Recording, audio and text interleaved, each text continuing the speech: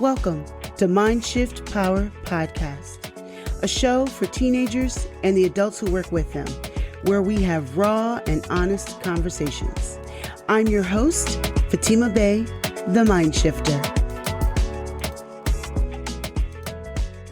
And welcome.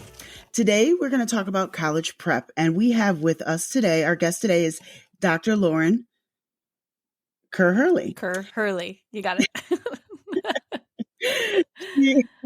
She's an executive function coach and a community college professor out of Texas. She is also the founder and CEO of Altering Course. How are you doing today? Doing great. Thanks for having me on the show. And thank you for coming. Well, let's dive right into it. What do you see as the top two issues people have coming into college? Well, number one is procrastination. And the students tell me that, their parents tell me that, I see it. It's definitely procrastination. And the root of it might vary, but it's putting things off till the last minute. I always say if I had a dime for every student who said, I'm bad at time management, I'd be rich. So the putting things off is really problematic. And sometimes it's the biggest thing that they have to change about their approach to work, because procrastination might have served them in high school, but it won't serve them in college, and they'll get behind quickly. And sometimes they'll get behind to the point that they, can't catch up. So procrastination is number one. Okay. That's definitely true. Not just in college, but in life.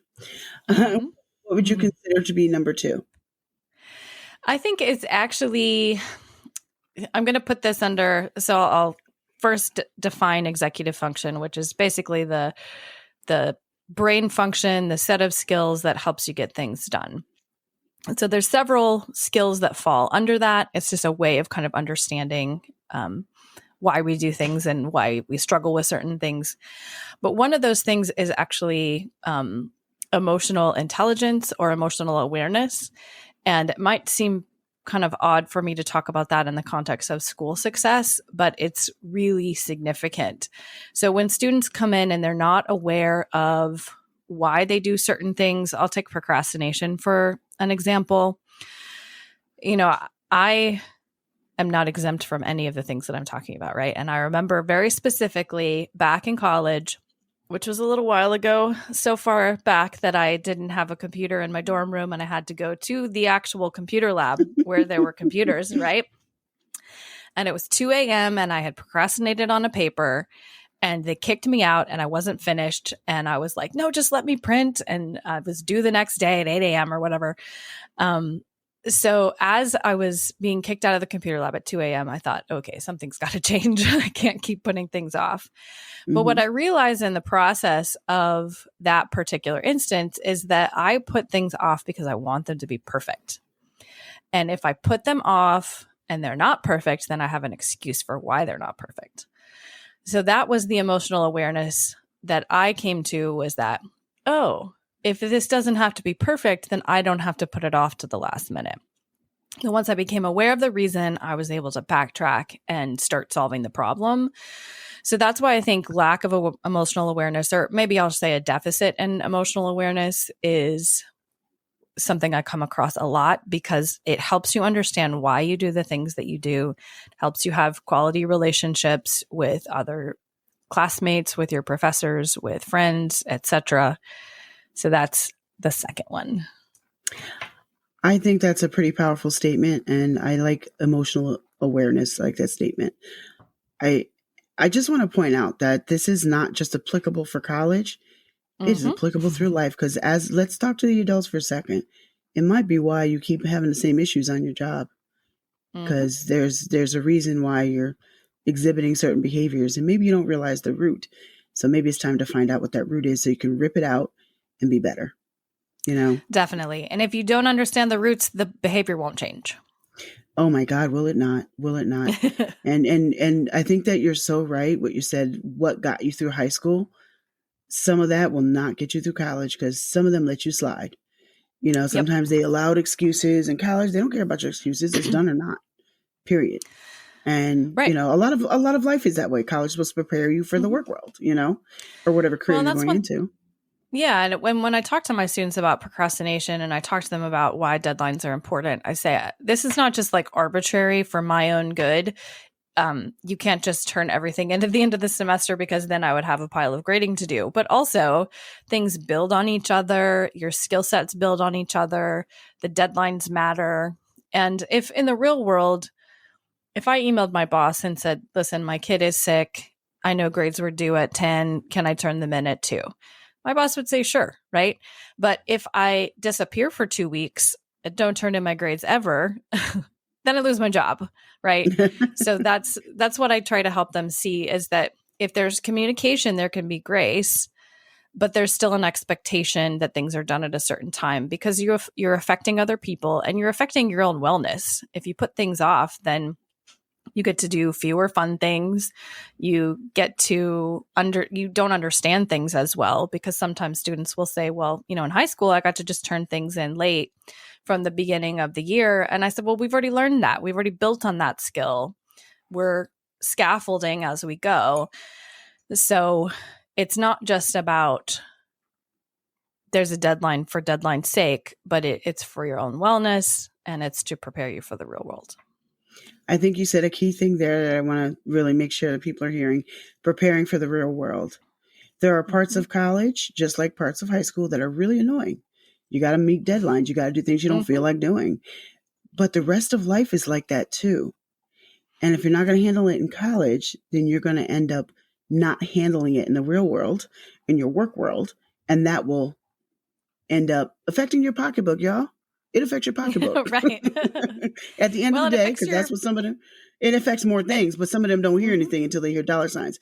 It can affect your pocketbook because you will underperform. Well, and you're paying for college or somebody's paying for college, which means that that is affected as well. If you don't pass your classes, that's it. And, I always tell my students, one of the biggest mistakes you can make is waiting too late to ask for help.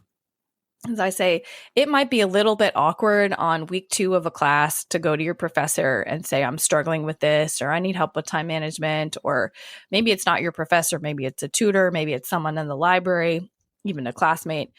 Maybe it's a little awkward, but you do it and it's fine. It doesn't cost you anything at that point. But if you go to the professor at the end of the semester, you're 3/4 of the way through, and you say, oh, I'm really behind, I don't know what to do, then there's nothing that can be done generally.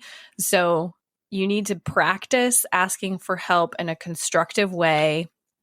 And I've got some videos on my YouTube about this. And one of them is about how to email your professor, like how to communicate in a way that's productive, because you want to be specific and clear and state, these are the things that I've tried, but this is what I need, and do so in a way that's respectful.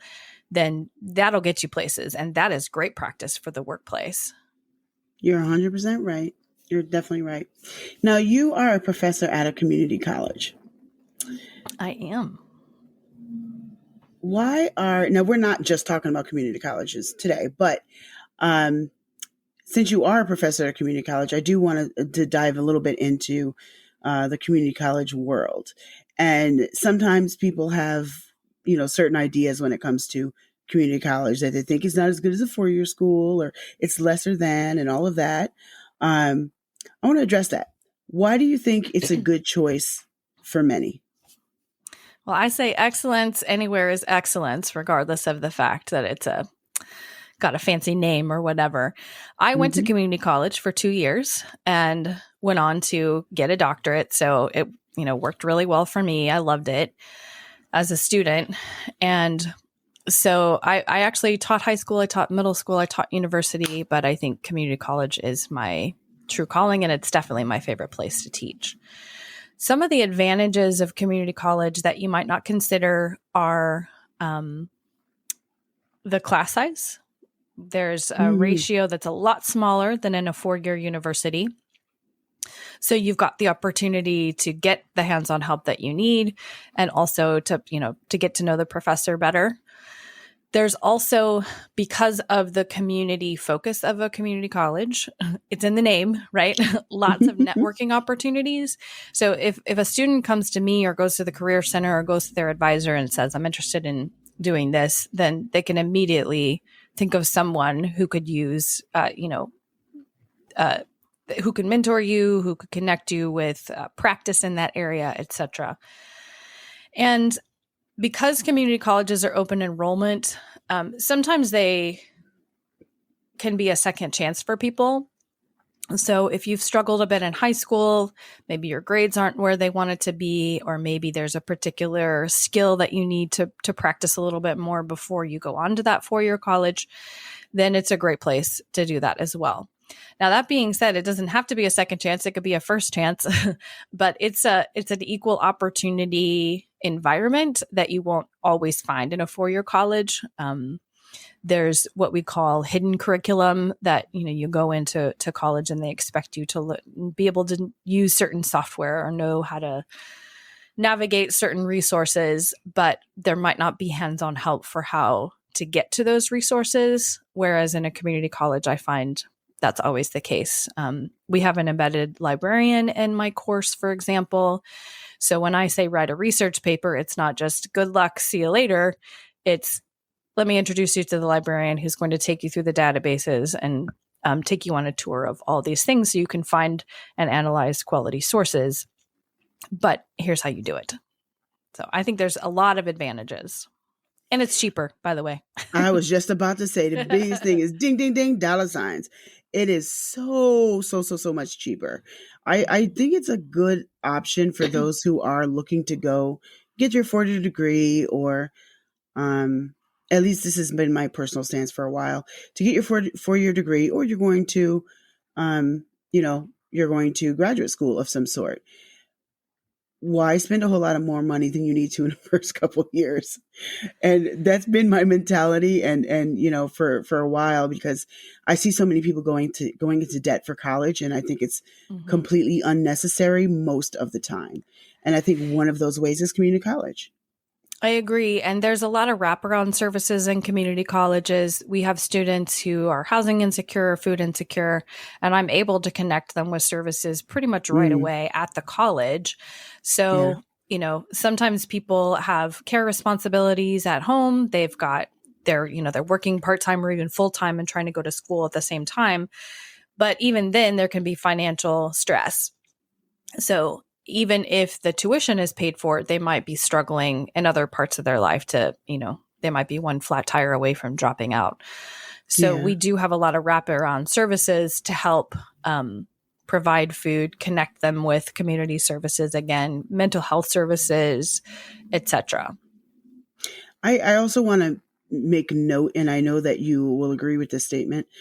When it comes to those who are looking for 4-year degrees or graduate school of whatever kind, at the end of the day, when you're going to get a job or you're going to start your career, no one cares where you went the first 2 years.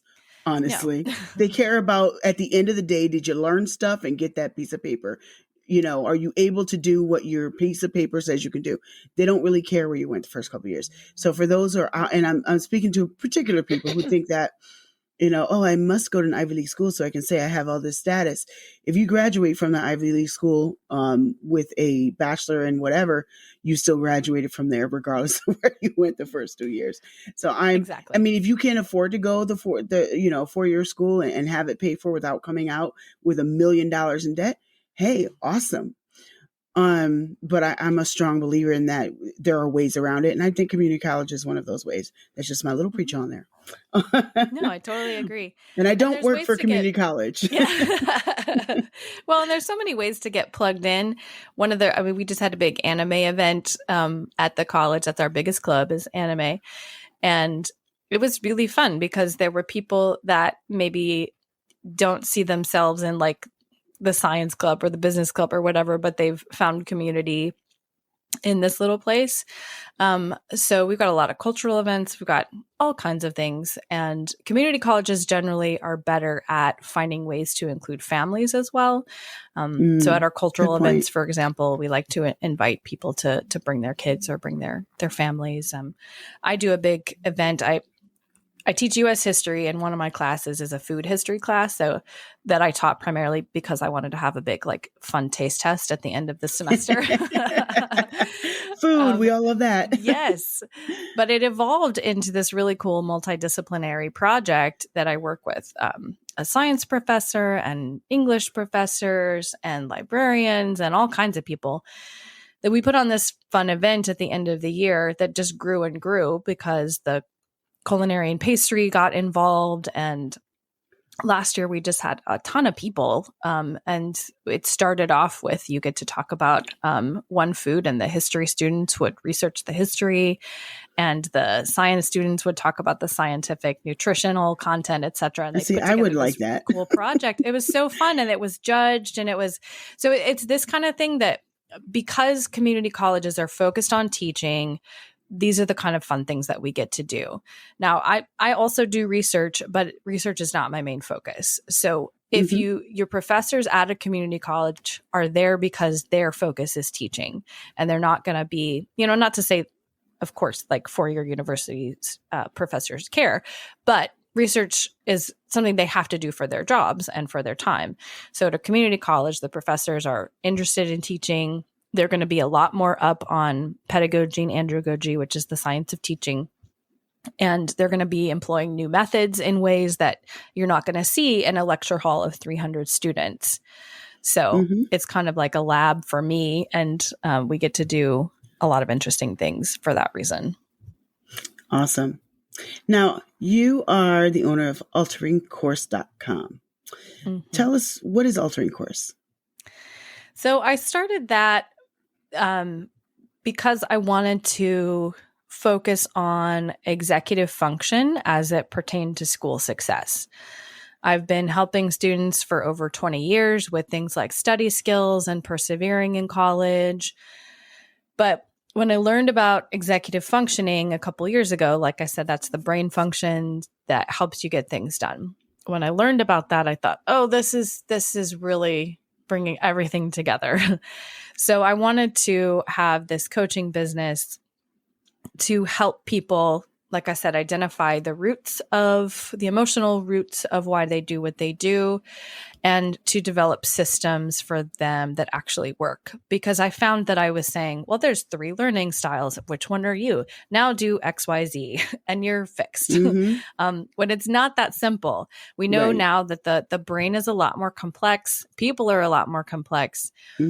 And it's about finding strategies that work for you, helping people become adaptable so that when the strategy they did think would work forever doesn't work anymore because they've had a change in their life or environment or whatever, that they can be adaptable in that sense. So I'm having a lot of fun with it. I do group coaching, I do one-on-one coaching, and it's basically putting everything I know all together, and then throw in the fact that we're a neurodivergent family. I've got a spouse and a kiddo with ADHD. So all the executive function that we do at home gets sprinkled in there as well. Oh, okay. So who is Altering Course for? So I primarily work with students, but and that's students of anywhere from middle school up to, in the community college setting, I have students who are 60 and 70. So I'll work with any age student. The sweet spot is kind of people who are either new to college or preparing to go to college, and helping them kind of narrow in and hone in on the skills that they need to work on in order to be successful. Like I said, procrastination is a big one, but there could be others that are really big. And oftentimes they can tell me, well, I struggle with time management, but they don't know what part of time management they struggle with or why. So it's primarily, like I said, for students, but I've also found myself working with parents as well, particularly of neurodivergent students who just want some help kind of understanding how their kiddos' brain works and how they can support them. And that's been really rewarding as well. Okay. Well, I think it's great that you started something for the in-between place that I think a lot of people actually are. Mm-hmm. Trying to navigate college is hard, especially if you are coming, it depends on where you're coming from as well. But if you haven't had any college training at home, I'm going to call it Mm-hmm. that. Um, I think it's difficult to be just all of a sudden thrown into this world that is totally different from high school. And if Totally. it depends on the high school you went to, because some high schools do a good job of preparing you for it, many do not, and they just give you this required amount of information and then send you out the door. Mm-hmm. Every high school in America is not the same, but I know that that's true for many, right? Well, yeah. And I think that part of the shock of college is that the executive function, if you're looking at it like a 19-year-old or an 18-year-old or even a 22-year-old whose frontal cortex of their brain is not fully formed, you're asking them to perform executive function that their brain is not able to do. So, in other words, they're being asked to handle a level of tasks that they're not actually able to perform. So that's one of the reasons why in my coaching business and as a professor, I focus on this is how you navigate resources. You might not know what I remember when I started college that someone kept saying, you need to go to the bursar's office. And I was like, the what? And it took me like months to figure out that was where I went and paid my tuition, or like, so I was like, why not just call it the business office? But it might be called something weird and you have to figure it out. But that's the curiosity and the task initiation of starting the process of getting the help and going and figuring out things that are new, because change can be scary, particularly for neurodivergent folks. When you've been used to your schedule is totally planned out for you, like you've had some input maybe in high school, but then when you get to college, you have a lot of input and you kind of just hope you made the right decision. And then your class is in one building and then you've got 10 minutes between and you got to run to the next one and hope that Mm-hmm. you make it. And if your Yep. last professor runs late, then, things like that have, more of a knock on consequence than they do in high school. And it's being able to persevere through those changes and through those obstacles that really separate people. Because some people think, well, I'm not book smart. I'm not, whatever, all these negative things they might say about themselves. Right. But the ones who persevere are the ones who make it. And the ones who Right. don't have the grit, I don't know how we feel about that word anymore, but the ones who don't have the perseverance are going to be the ones who struggle. And just because you fail one course doesn't mean that you failed everything. You can take it again. You can keep going. Failure is part of life. And that's another great thing you need to learn in college. Yes. Experiment, try new things, and you'll be rewarded for it. But it will feel scary and you'll feel like you don't have your feet on the ground sometimes. So find a good mentor, find a good peer group, because that makes a huge difference. Yes. So when I'm going to pull out of that, what I'm pulling out of that is it's important to make sure that we have support when we're going into something new like that, especially Absolutely. going from high school to college. It's a big, to me, one of the biggest transitions in your life. And if you don't have the right support, it's harder to navigate and easier to give up, Mm-hmm. which is what we see a lot of people do. There's a lot of college debt out there because of people that didn't finish school. And I want to see everybody finish what they start. And I know that Mm-hmm. that's not a reality, but I'd like to see it as much of a reality as possible. So you started altering course because you saw a need. You saw that there was a disconnect between some students and their own success. Mm-hmm. Just like I started this podcast because I saw a disconnect between youth and the adults who work with them or supposed to be creating things for them. And I think it's great that you started that. Can you give us one example of someone that's been helped by altering course? Sure. I can think about someone I worked with who was really struggling because they tried to always do the hardest thing first and finish it before they would move on with anything else, which in theory is not a terrible idea. But what it can mean is that you're starting with the most frustrating thing. You're getting more frustrated because it's hard, and then you're not able to move on.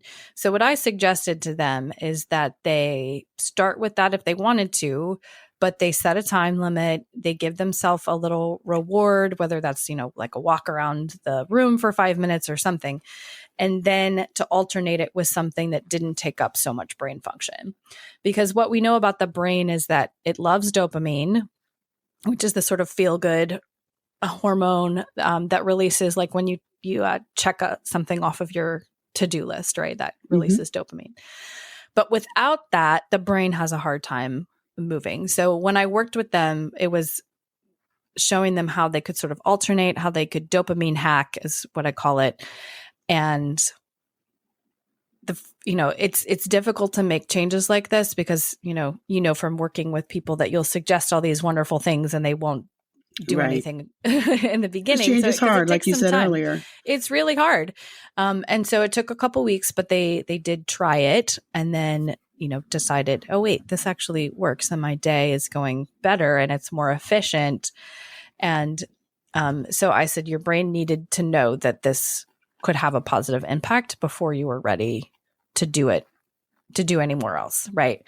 And then it was kind of a snowball effect of like, okay, so Dr. KH did have some good suggestions and more importantly, that it worked for them. Right. And then they were ready to kind of employ something else. So that's one thing I really want to focus on in my coaching is these small wins, because it's really easy for me from my vantage point to say, well, just change all these things and you'll be fine.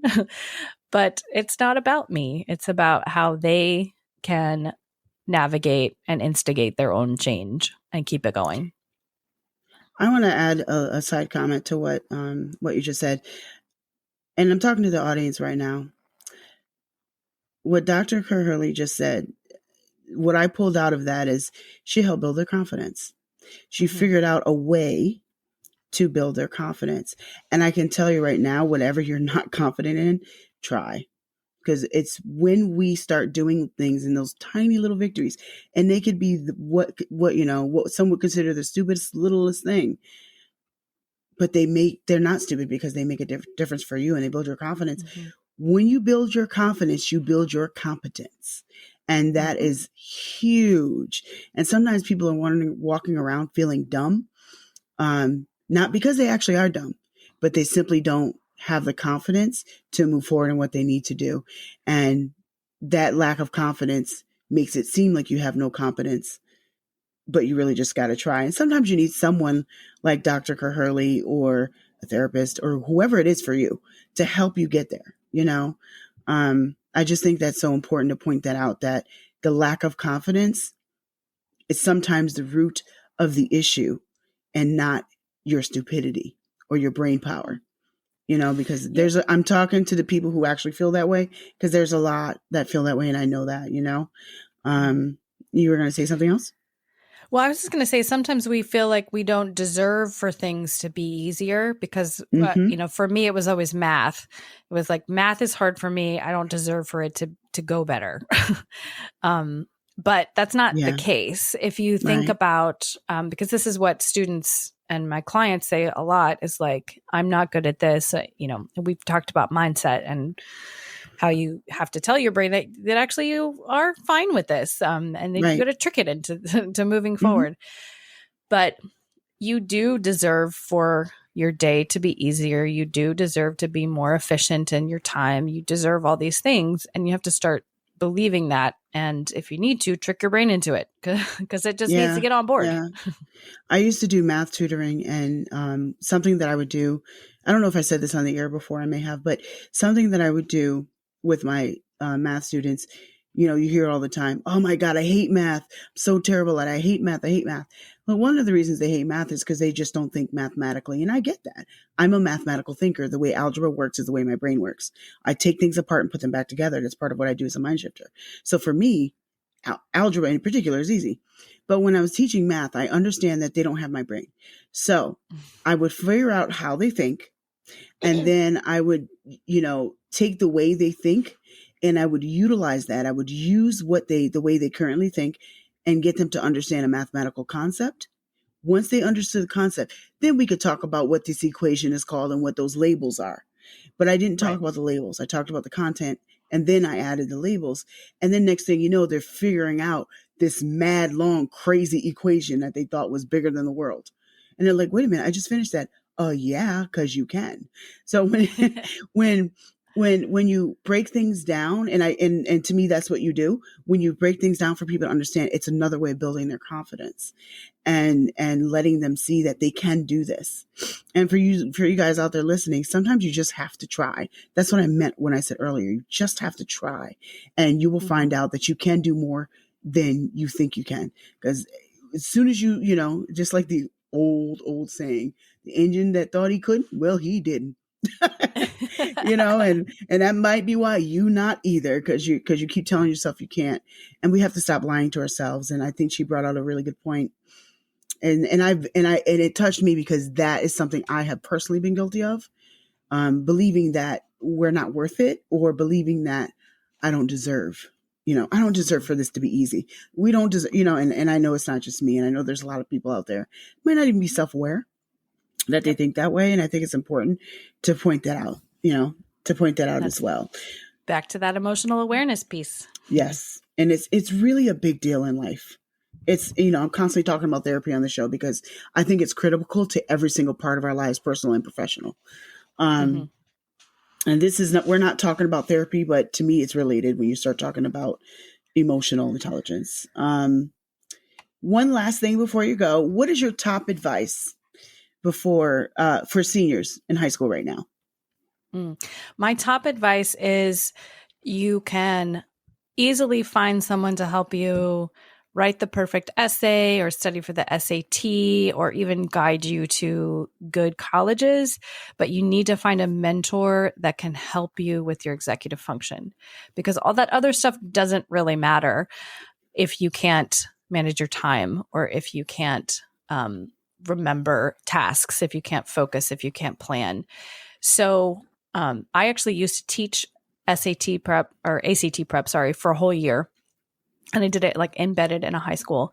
And it's one of the reasons I started my company, because I thought this is all I'm doing is teaching them sort of how to take a test. But a lot of them need the building blocks of planning and studying and the mental flexibility of working through math problems and whatever. So that's my top tip, is that there are a lot of great people out there that can help you with those other things, but find a mentor that can help you with executive function skills.